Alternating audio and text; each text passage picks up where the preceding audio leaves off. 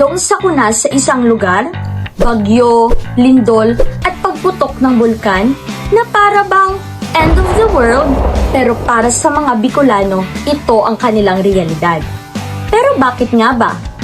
Unang dahilan, heograpiya.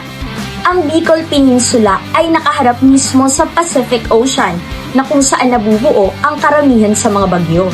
Bago pa man ito makarating sa ibang bahagi ng Luzon, ang Bicol ang unang sumasalo sa lakas nito. Pangalawang dahilan, ang Bicol ay nasa tinatawag na Pacific Ring of Fire. Ito ay isang lugar kung saan nagtatagpo ang mga tectonic plates na nagiging sanhi ng madalas na lindol at pag-usbong ng mga bulkan. Ang simbolo ng Bicol, ang Bulkang Mayon ay isa sa mga pinakaaktibong bulkan sa bansa. At pangatlo, ang mismong anyo ng lupa o topografiya ng Bicol na may mga bulubundukin at malalawak na kapatagan na dinadaluyan ng mga ilog na nagpapalala sa mga pagbaha at pagguho ng lupa. Dagdag pa rito ang epekto ng climate change na mas nagpapalakas sa mga bagyo. Sa kabila ng lahat ng ito, patuloy na bumabangon at nagpapakita ng katatagan ang mga Bicolano.